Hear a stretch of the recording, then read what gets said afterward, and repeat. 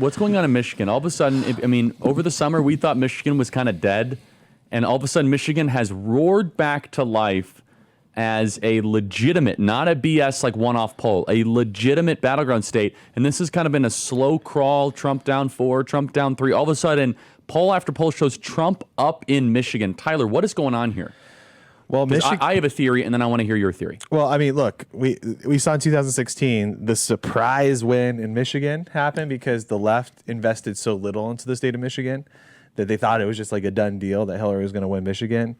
There's a couple of things to think about we can get into potentially down the road here, but Michigan is just right over the border from Ohio. You have a lot of the same things, right? Blue-collar workers, the unions are clearly coming out in support of Donald Trump. So the polling that's taking place within the SEIU, for example, which is huge in Michigan, is coming out and saying, we've got a big Trump base here that is unexpected, that we've never seen before.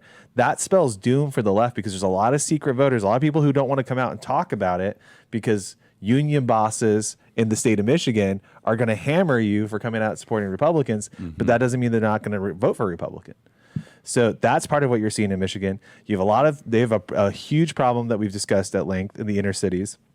In Detroit, I personally saw it walking along the streets. There are a lot of black men who are in Michigan who are voting for Trump. That's a huge thing. The Hispanic numbers for Trump are up like an extra 15% across the country. So all those things kind of pull into one thing, which is that's doom for the left. And then not to mention, you have a huge Muslim population that exists in Michigan who are really ticked off at Kamala. They don't trust Kamala. And if they're looking at this and they're going, hey, if I don't trust Kamala, why would I vote for somebody who's economically going to destroy my business? Yeah, and so that's well said.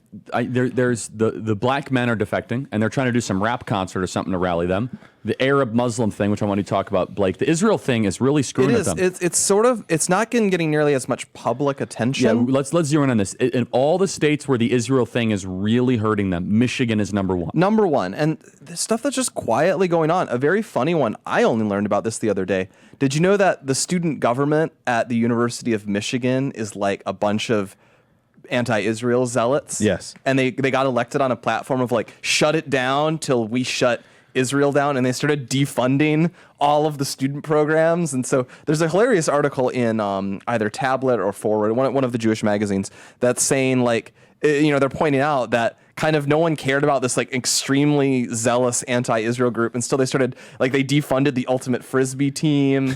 They started just yanking funding from all these things. Like they shut down like a shuttle service to the airport or something like that because they're like, we're shutting it down until like a Michigan divests from Israel. And so this is the University of Michigan. And what stands out there is, of course, this is not just a bunch of it's not a bunch of Muslim activists. It kind of is a crossover of you have Arab Americans and Muslims who are very passionate about this, but also just sort of your young college, really ideologically white activated, white liberals. So the people who go to Ann Arbor, and excuse me.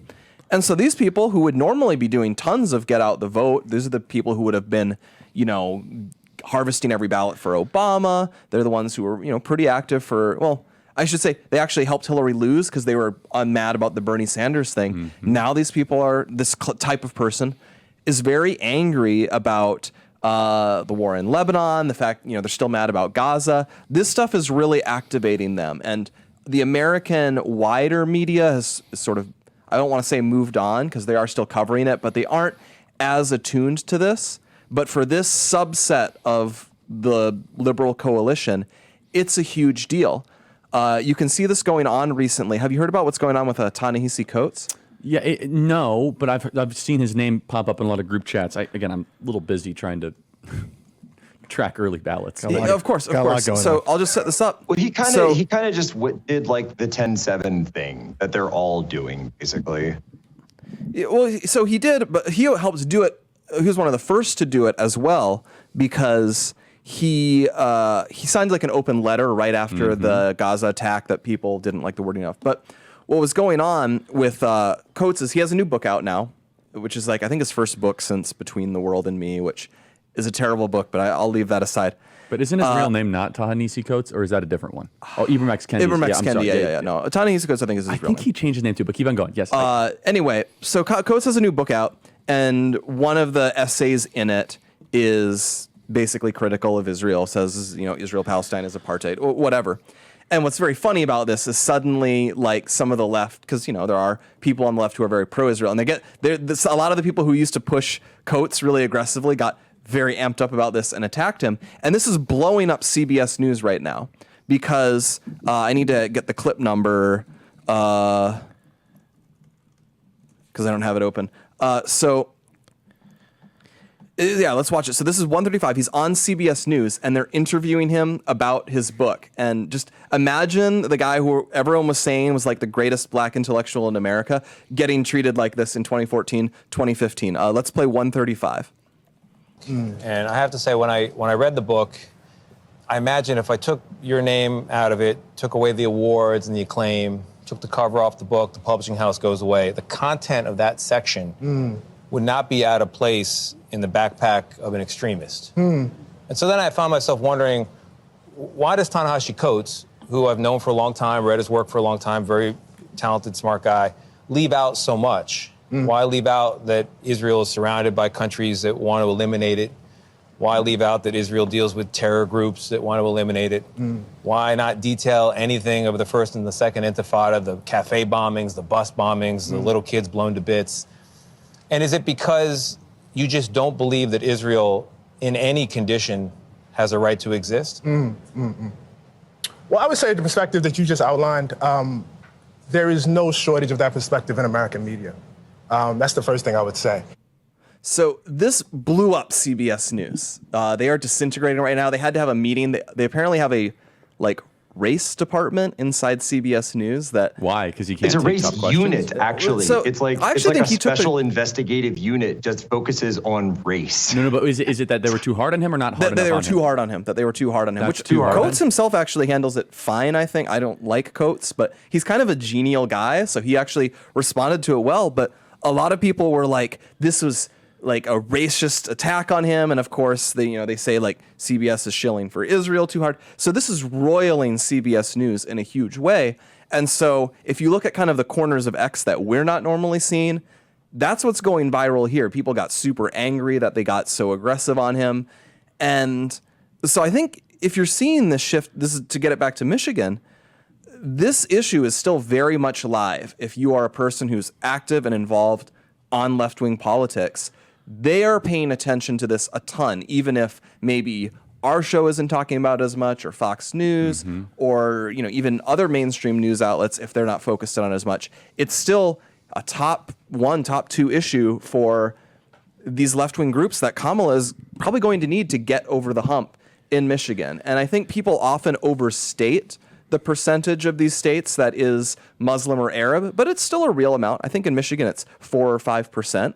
And if you imagine that's maybe normally a 70% Democrat demographic, and if that only becomes 50%, 45%, if a lot of them stay home, we've often discussed how in any of these swing states, about 45% of the vote is just locked in for each side. So a little like 1% dip in your turnout is catastrophic. I have a projection to make here, I guess, an estimation.